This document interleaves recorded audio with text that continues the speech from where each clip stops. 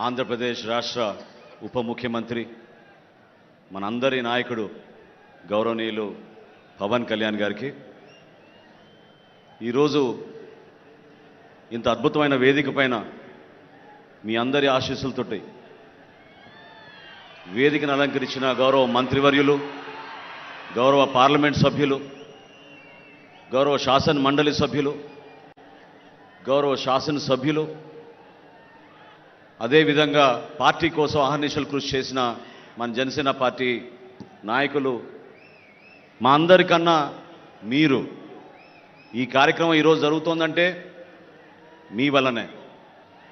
మీరు ఏ విధంగా మాకు ధైర్యం నింపారో, ఏ విధంగా మాతోటి నడిచారో, ఏ విధంగా పవన్ కళ్యాణ్ గారి నాయకత్వాన్ని మీరు నమ్మి మమ్మల్ని అందరినీ కూడా మీరు ముందు తీసుకొచ్చారో దానికోసమే ఈ సభ. ఇది పవన్ కళ్యాణ్ గారికి కృతజ్ఞత చెప్పాలి, పిఠాపురం ప్రజలకి కృతజ్ఞత చెప్పాలి, మన జన సైనికులకి, వీర మహిళలకి కృతజ్ఞత చెప్పుకోవాల్సిన సందర్భం ఇది. 11 సంవత్సరాలు పూర్తయినాయి, 12వ సంవత్సరంలోకి అడుగు పెడుతున్నాం. చాలా కష్టమైన ప్రయాణం, అనేక అవమానాలు, అనుమానాలు, సమయం సందర్భం లేకుండా మన నాయకుడిని అనేక సందర్భాల్లో ఇబ్బంది పెట్టిన రోజులు మనం మర్చిపోలేం. ప్రతి ఒక్కరిని గౌరవించారు ఆయన.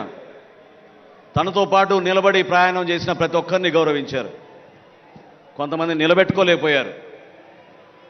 కానీ ఒక నమ్మకంతో ఈ ప్రస్థానం పవన్ కళ్యాణ్ గారితో చేసేది మనం మన రాష్ట్రం కోసం, మన ప్రజల కోసం, మన బిడ్డల భవిష్యత్తు కోసం అని నమ్ముకున్న ప్రతి ఒక్కరు కూడా ఈ రోజున ఇంత అద్భుతంగా మీ ముందున్నాం.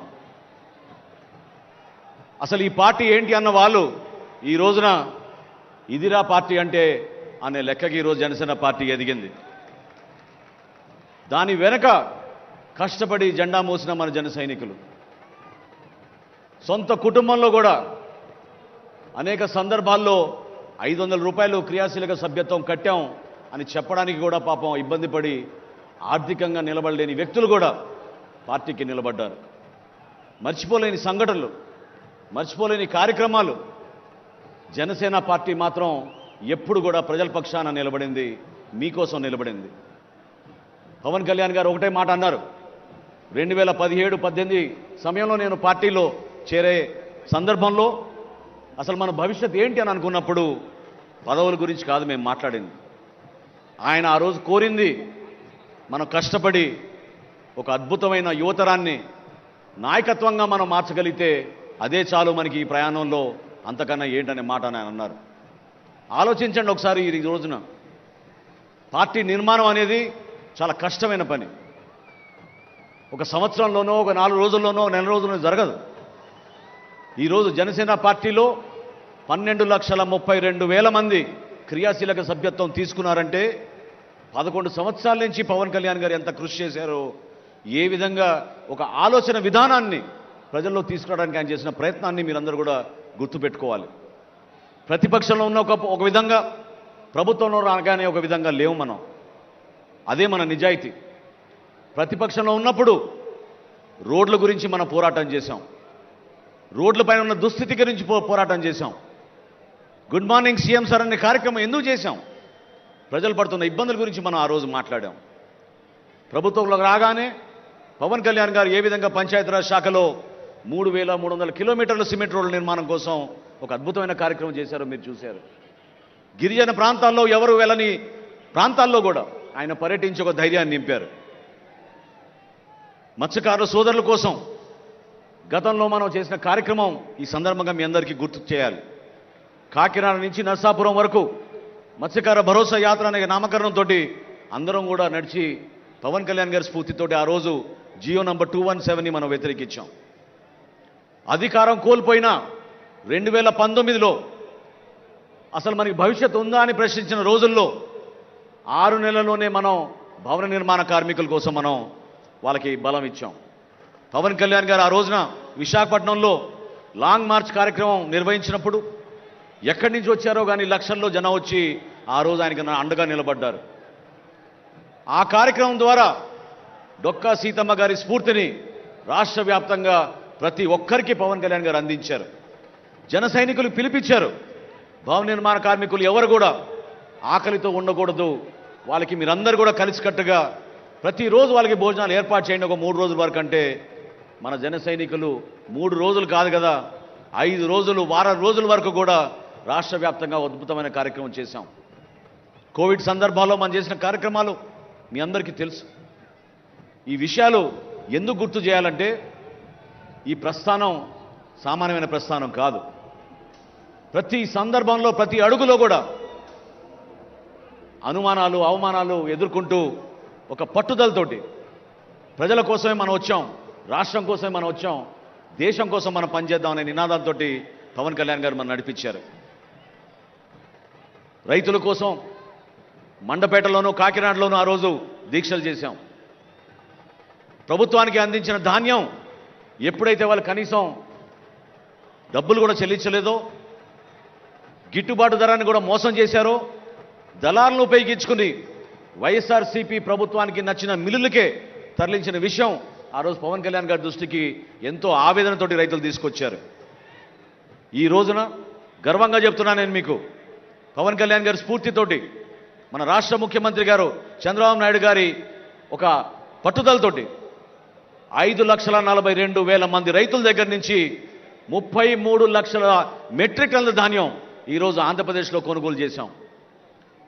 కొనుగోలు చేయడమే కాదు 24 గంటల్లోపే 7,800 కోట్ల రూపాయలు రైతుల ఖాతాలో మనం జమ చేశాం ఈ రోజున.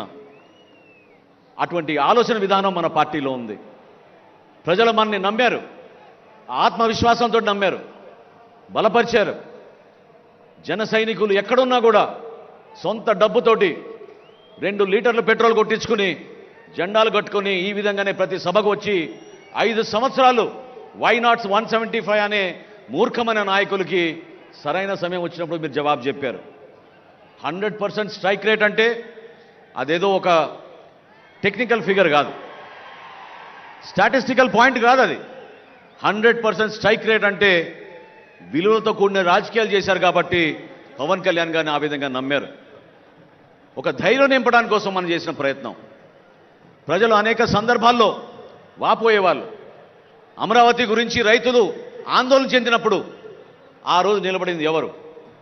ఢిల్లీకి వెళ్ళి ఆ రోజు మొట్టమొదటిసారి భారతీయ జనతా పార్టీ నాయకులతో సమావేశమై మీరు ఆంధ్రప్రదేశ్ని రక్షించాలి, మన రైతాంగాన్ని రక్షించాలి, మహిళలు వచ్చి ఆవేదనతోటి ఒక అద్భుతమైన రాజధాని నిర్మాణం చేస్తామనంటే 2 ఎకరాలు 3 ఎకరాలు మేము మా పొలాలు ఇచ్చేస్తే ఇంత మోసం చేస్తారా ప్రభుత్వాన్ని బాధపడుతున్నారు, ఎందుకు మీరు స్పందించారని ఆ రోజునే పవన్ కళ్యాణ్ గారు నిలబడ్డారు.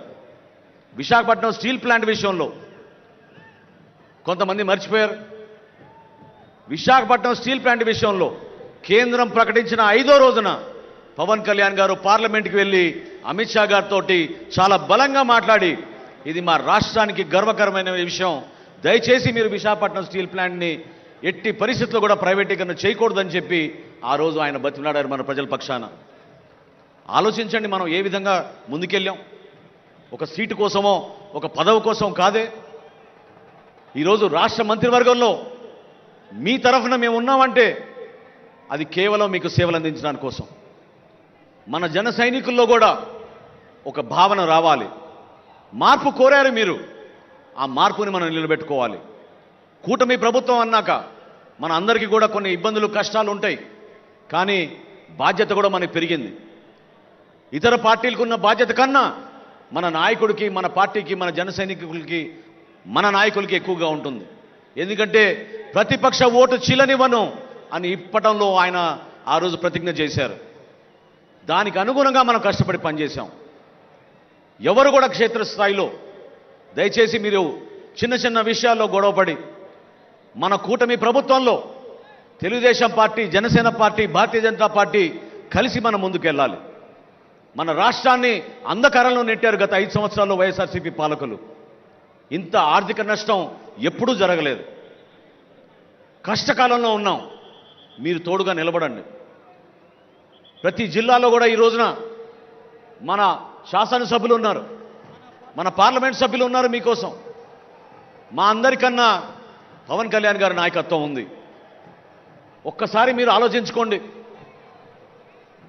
ఏ విధంగా ఈరోజు జన సైనికులు మహారాష్ట్ర నుంచి వచ్చారు ఇక్కడికి, ఏ విధంగా జన సైనికులు ఇక్కడికి కర్ణాటక నుంచి వచ్చారు ఇక్కడికి, ఏ విధంగా జన సైనికులు తమిళనాడు నుంచి వచ్చారు ఇక్కడికి.